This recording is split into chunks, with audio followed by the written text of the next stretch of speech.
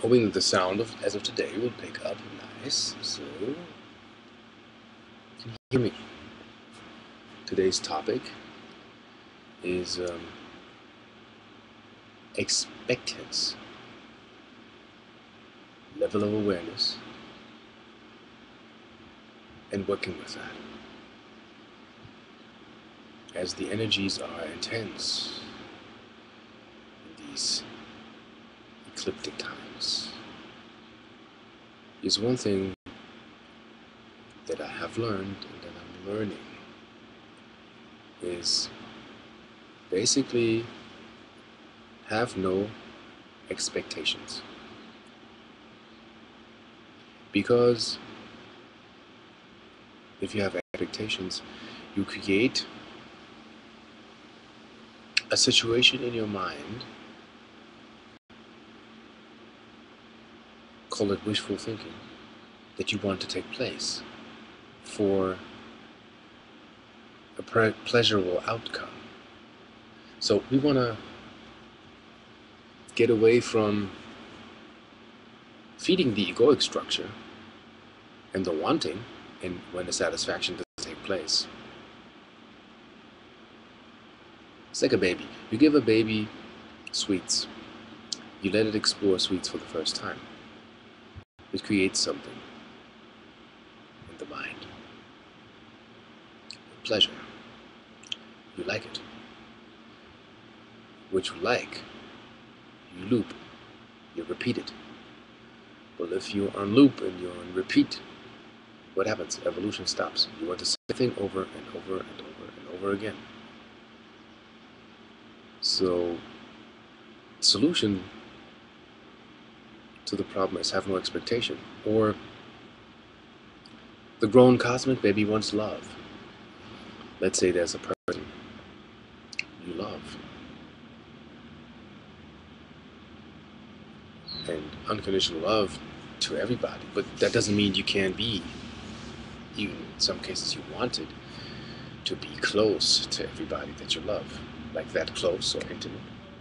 So here's the idea.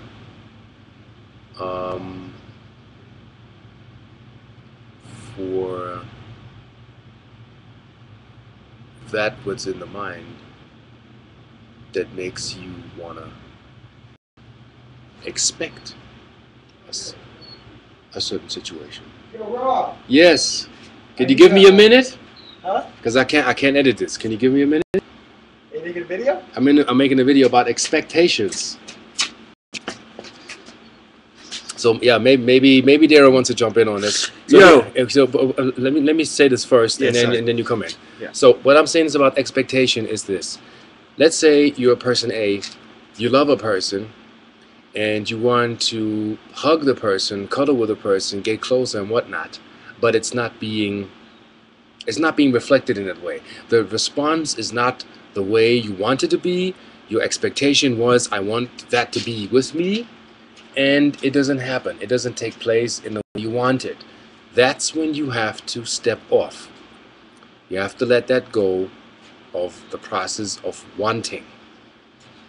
Because you expect it to come to you, and if it doesn't happen, the ego gets pissed, you're not satisfied, you don't get your sugar or your candy. And that's where the discipline comes in.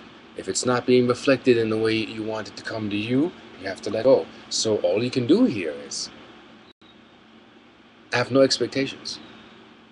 I have no wishes and no desires. Let's cut all that and make. If someone wants to see you, what expectations do you have here? What do you do? Here's what I do. I ask. I'm spontaneous. I see and I give it my best to feel the person. Where are you?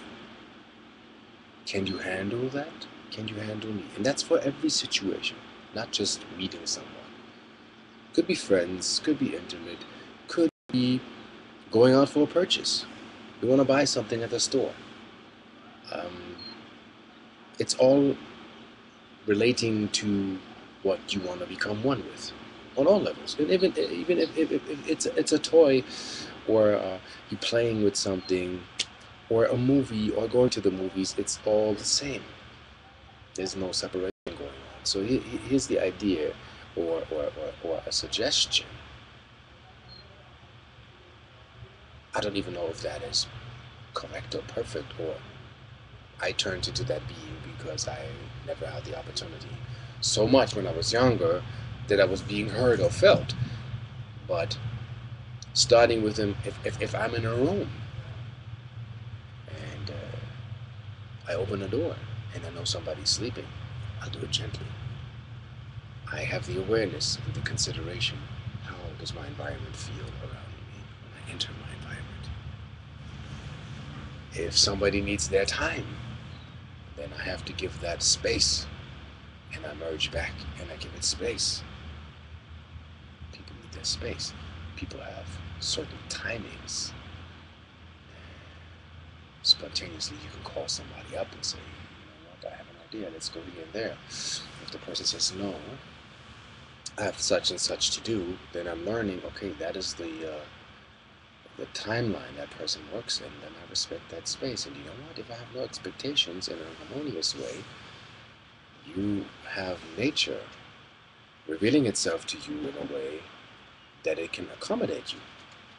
And then two extremes meet, and one function takes place, and you do you do what can be done in a harmonious way, and it it'll be like fun, you know. And so I'm learning that right now. If I look at a situation and I have a dream and I want the dream to manifest, the only thing I can ask for is I wish for the dream to unfold in a way nature would provide it to me in my best interest, without the egoic structure, without being egotistical or egocentrical. And then you have things working in a harmonious way. And the way I speak to individuals, no threats, no pressing issues, and a very important issue that I find is the guilt card, the tagging somebody and trying to put them on a hook like a fish by approaching the person saying, well, if you don't do this, then I don't do this, or if you're this, then I'm this, back and forth, because that's already fighting. Looking at it that you don't want to go there, that you don't want to participate in that, because that is not you. And the guilt card is like, well, you're and I'm here, and because of you, I am and then the other person feels obligated to you. You have thrown the emotional hook. You're doing the pull, whether you're aware of it or not, and you're trying to pull the person in. That is already because of your wishful thinking and your expectance level, and you want your dream to be fulfilled. You put force to it. There's a law that is unwritten, is forced things won't last.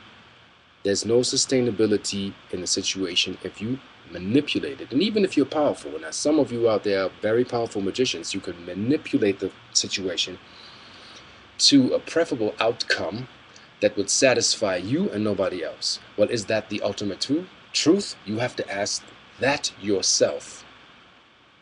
If that is you, if that is your aim, and if you're winning in that situation. So the goal here is to observe the situation, be the ultimate observer, get out of the emotional content, do your job, and feel the situation for what it is. Just like a baby. If a baby decides to pick you because it's hungry, then it's your choice to feed it or not. That works vice versa. If the choice would be somebody else, that's the choice, and that is to be respected. You step out of it. It's too much emotional entanglement of the wanting, and I want this here, I want this now, this doesn't happen, I'm pissed because it is, it's just because of you and your wanting.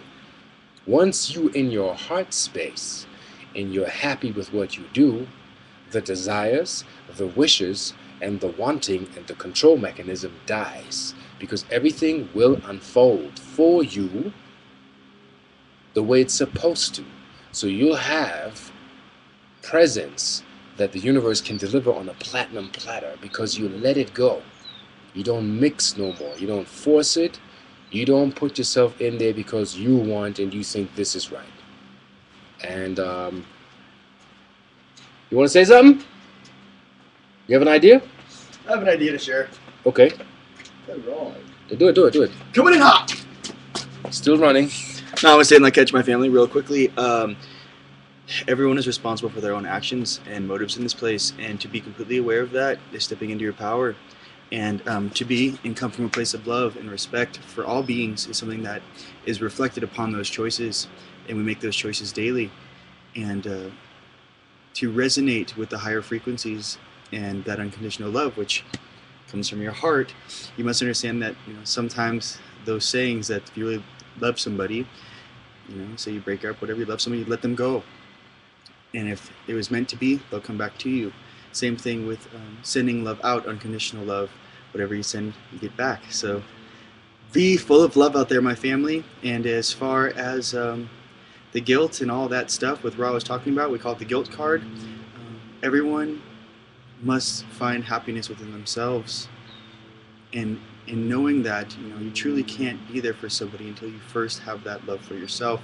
Then you can share. I love you very much. Namaste and Lak'ech. Thank you. Yep.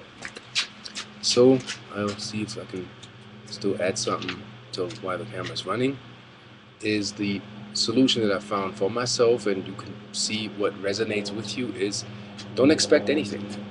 Basically, have no preconceptions in your mind of what could be or what you could compare. Try to be in a new field, as if in switching planets and you have an entirely new set and law of physics.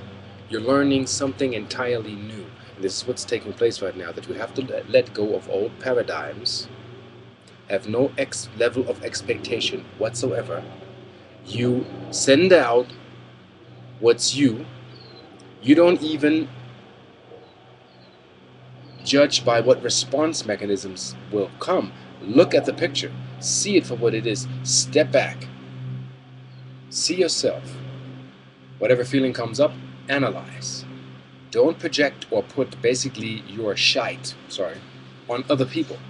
Because then entanglement begins again and you're not solving the problem. You're pushing it to the next person. What happens? The person can only but reflect your problem. What I do is I retreat to my room or to the mountains, and I sit down for 2 or 3 hours, and I look at myself. I look at my life. And I know when I surrender to that I'm not perfect. That is what makes me this being in this vessel. And that realizing and realigning that you are imperfect, that makes you perfect. Because you allow mistakes. You're not a robot. You're not a machine. You are consciousness. Infinite being of light exploring itself from the source. That's all there is. And me talking to you is just, I'm the aspect of yourself that you're allowing to communicate to you because you have found me. There's no separation. You're me and I am you. And we are one. In that aspect, I close this chapter of expectations and level of awareness. Namaste in Lak'ech. And I love you very much.